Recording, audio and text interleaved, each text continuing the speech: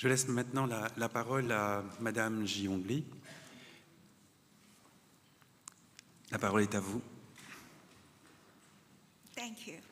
Merci beaucoup. Bonjour à tous, mesdames et messieurs. Je suis Ji-Hong Lee, je viens de Corée du Sud. Je travaille dans ces domaines depuis plus de 20 ans et dans le domaine de l'orientation scolaire, éducative, depuis même plus de 30 ans.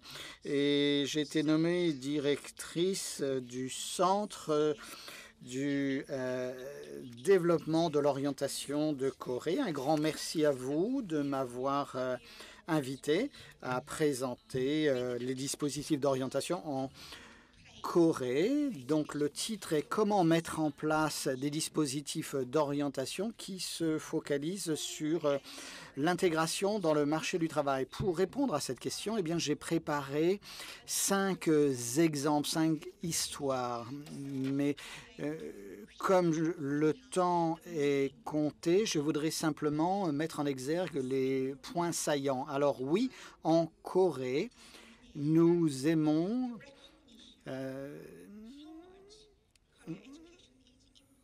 promouvoir l'importance de l'orientation dans le système éducatif et dans... Je suis désolé, là, les slides semblent avancer toutes seules, mais je souhaiterais rester sur la slide précédente. Merci. Alors, il est très important de souligner et de bien comprendre l'importance de l'orientation dans le système éducatif. Donc, les dispositifs d'orientation ont été utilisés comme des outils d'intervention sociale répondant au changement rapide de la demande sur le marché du travail, à l'inadéquation des compétences par rapport au métier des jeunes et des systèmes qui se focalisent sur les examens d'entrée à l'université, le chômage des jeunes et cette théorie de la hiérarchie des cuillères, avec ce proverbe que les jeunes naissent avec une cuillère en argent dans la bouche, indiquant que ceux qui sont défavorisés ne trouveront pas d'emploi, ne s'intégreront pas au marché du travail et ne trouveront pas d'emploi satisfaisant. Et donc, il nous faut effectivement promouvoir les dispositifs d'orientation. Donc, les dispositifs d'orientation ont servi depuis très longtemps d'outils pour répondre aux problématiques éducatives, sociales, d'emploi et de protection sociale de façon directe et indirecte. L'objectif de l'orientation et des dispositifs d'orientation est de permettre aux étudiants de développer leurs compétences en matière d'orientation pour explorer et développer leur capacité à gérer leur parcours professionnel afin d'adopter de façon proactive des moyens et des modalités leur permettant d'intégrer le marché du travail. Donc les concepts en matière d'orientation sont très lié à l'idée de l'évolution professionnelle, l'évolution de carrière. Donc, l'élément évolution, l'élément développement est important. Une carrière, une évolution professionnelle est une association d'expériences professionnelles, d'expériences de vie et de décision. L'exploration de la carrière doit être développementale. L'évolution professionnelle n'est pas juste une question de formation. C'est un processus continu qui associe les compétences acquises à l'école et les compétences acquises au travail. Donc, nous pensons que les dispositifs d'orientation sont essentiels pour aider les jeunes à entrer dans la vie active, de passer de la maison à l'école, de l'école à la maison, de l'école au travail. Donc, il est très important de bien comprendre l'apport de ces dispositifs d'orientation. Deuxième élément, nous avons mis en place une politique nationale en matière de dispositifs d'orientation qui a démarré en 2009. À cette époque, le système d'éducation coréen était basé sur un programme national. En 2011, nous avons mis en place un département de l'orientation au niveau national et nous avons mis en place une communauté d'enseignants formés et spécialisés dans l'orientation afin d'améliorer donc le niveau des dispositifs d'orientation. En 2013, nous avons mis en place un projet pilote que nous appelons en anglais FLS, Free Learning Semester, c'est-à-dire un semestre libre où les jeunes donc sont en capacité de faire l'expérience d'expérience hors de l'école, donc sur un semestre qui permet aux étudiants, aux élèves de bénéficier d'expériences professionnelles. En 2015, une nouvelle loi a été adoptée sur les dispositifs d'orientation. En 2016, nous avons mis en œuvre massivement ce système de semestre libre. Et l'année dernière, en 2017, nous avons mis en place un centre de gestion du développement ou de l'évolution professionnelle au niveau national. Donc, quelle est notre politique nationale en Corée en 2009? Le système d'éducation coréen et son programme national a été dynamisé et en 2009, nous avons mis en place une direction de l'orientation. Avant 2009, il n'y avait aucune division, aucun service, aucune direction s'intéressant aux dispositifs d'orientation, ce qui gérait beaucoup de confusion en matière d'orientation. Et les législateurs manquaient d'indicateurs pour évaluer le système d'éducation. Donc, nous avons mis en place ce département pour l'orientation et en 2011, nous avons mis en place donc une nouvelle communauté d'enseignement spécialisée dans l'orientation et 99% des enfants à partir de 2011 se sont vus avoir une expérience entre les mains d'un enseignant spécialisé dans l'orientation, qui était donc un sujet obligatoire dans le programme scolaire et ce qui a permis effectivement de fournir aux élèves, aux parents ainsi qu'aux enseignants des informations sur les dispositifs, les logiques, les modèles d'orientation. Donc, selon la loi sur les dispositifs d'orientation qui a été adoptée en 2015, l'objectif de cette loi a été de clarifier les missions de la nation, des États fédéraux de Corée et des établissements scolaires dans la prestation dans la fourniture de prestations d'orientation et a institué ce droit des élèves à l'orientation avec une reconnaissance de tous les élèves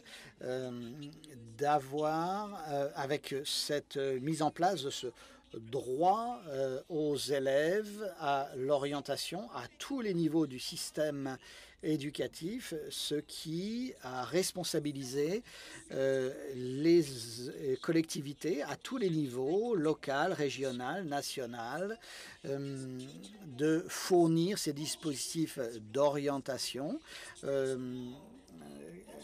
améliorant la connaissance des enseignants en matière d'orientation, améliorant la connaissance des élèves et de leurs parents.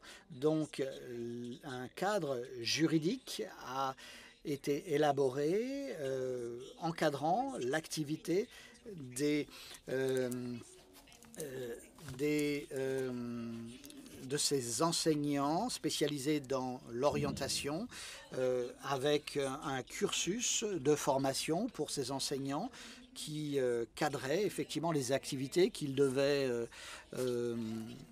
organiser en Corée, ce qui a été un élément d'innovation très important dans le système coréen, puisqu'on reconnaissait pour la première fois l'importance de l'orientation. Donc il y a un avant et un après.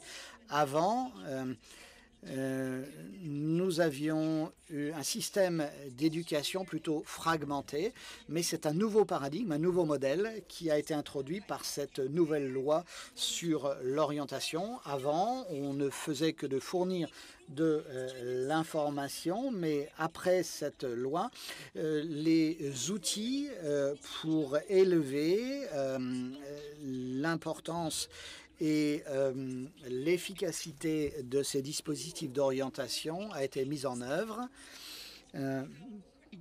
Par le passé, les activités d'orientation n'étaient pas des matières obligatoires au programme. Aujourd'hui, les collectivités locales sont responsabilisées et doivent investir des ressources. Par le passé, avant la loi, les dispositifs d'orientation étaient volontaires, étaient optionnels. Ils sont, après la loi, devenus obligatoires.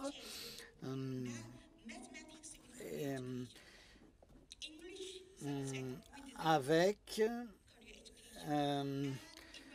donc au même niveau que les matières obligatoires comme les maths, les langues, l'histoire. Donc encore une fois, les différentes parties prenantes se sont appropriées ce devoir de fourniture de prestations d'orientation. En 2016, nous avons mis en œuvre ce système de semestre libre, en anglais FLS, qui n'est pas un dispositif ponctuel. Non, nous avons articulé ce système de semestre libre à tous les niveaux du système éducatif, primaire, secondaire et tertiaire. Donc en 2016, après le projet pilote, en 2013, projet pilote, en 2016, la mise en œuvre de ce semestre libre a été massive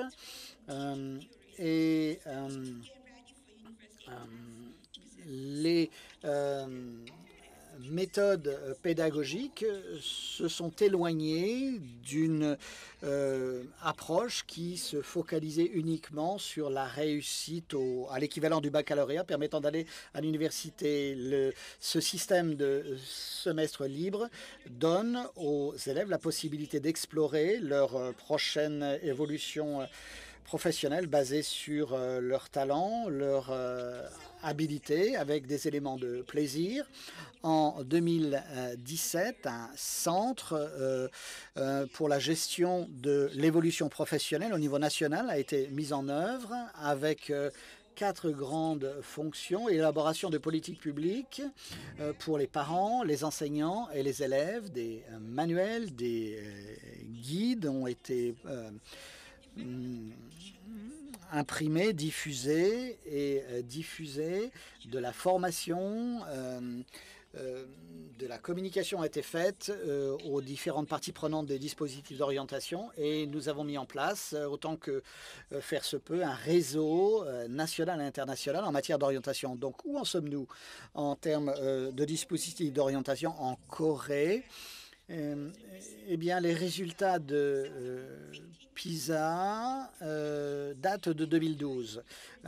À l'époque, il y avait 2 questions importantes: la participation dans les dispositifs d'orientation. Si vous voyez les résultats PISA, il date de 2012, donc très différent de ce qu'il serait aujourd'hui. À l'époque, en 2012, la Corée avait un rang PISA supérieur à la moyenne. Nous étions à 5, la moyenne était à 5,08 et nous étions à 6,67. Donc, la participation des élèves au dispositif d'orientation a joué un rôle important. Dans la plupart des écoles coréennes, les enseignants et les différents enseignants s'impliquent dans les activités d'orientation. Les exemples tirés du Canada ou d'Australie indiquent que lorsque les élèves sont actifs dans les démarches d'orientation, il y a un taux de décrochage moins important. Comme je l'ai dit plus tôt, la situation en Corée est très différente de ce qu'elle était en 2012 et qui ressort des résultats PISA. Ceci nous donne des enseignements que nous avons tirés dans l'élaboration de nos politiques éducatives en Corée. Je voudrais vous présenter une meilleure pratique qui s'appelle STP, le programme de transition scolaire. Le programme de transition scolaire est dirigé, est orienté vers les jeunes qui s'apprêtent à rentrer dans la vie active sur la base donc des systèmes d'orientation. Il y a donc différentes étapes théoriques dans cette approche STP, la compréhension, la reconnaissance, la préparation et la mise en œuvre. L'élément clé est de comprendre le sens de la transition. Le deuxième est d'être prêt pour la transition. Le troisième étape est de gérer le changement et la transition. La quatrième étape est de mettre en place un plan d'évolution professionnelle. Ce sont donc les 4 étapes de ce plan de transition à la vie active. Nous avons élaboré donc un ensemble de 4 programmes, donc STPE pour les élèves du secondaire, STPM sont pour les élèves de lycée, STPH sont les activités pour les élèves et les étudiants à l'université. STPJ est un programme ciblé aux jeunes diplômés qui s'apprêtent à entrer dans le marché du travail. Pour ce dernier programme, STPJ, le premier objectif est de comprendre le sens de la vie active, de la vie du monde du travail et d'être conscient et de comprendre l'importance de cette transition à la vie active. La deuxième étape est donc la préparation à cette étape de transition pour bien comprendre les différences entre le statut d'étudiant, le statut de jeune et le statut de travailleur dans la vie active en explorant les différents ingrédients de ce qui fait un adulte actif. La troisième étape est la préparation à l'acquisition des compétences clé pour être un adulte réussissant dans sa vie professionnelle. La quatrième et dernière étape a l'objectif de gestion d'une évolution professionnelle à partir du lycée, de l'entrée dans la vie active.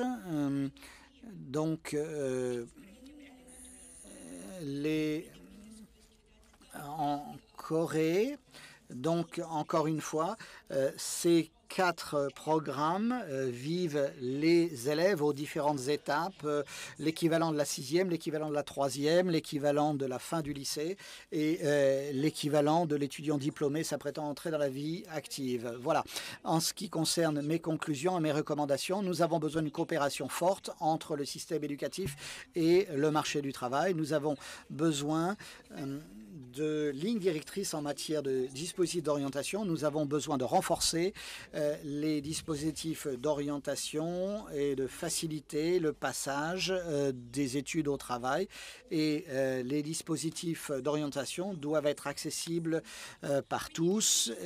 Nous avons besoin d'un pilotage stratégique qui implique l'implication, l'engagement de toutes les parties prenantes. Nous avons besoin d'établir des compétences, de mettre en œuvre un système d'orientation tout au long de la vie et de renforcer les dispositifs d'aide à l'orientation à toutes les étapes de la vie professionnelle et de la vie des enfants. Merci beaucoup de votre attention. J'ai davantage d'informations disponibles si vous le souhaitez. Si vous avez des questions, n'hésitez pas à les poser maintenant ou de m'envoyer ces informations à mon adresse email qui est indiquée dans le cercle à l'écran. Merci beaucoup. Présentation de la situation sud-coréenne.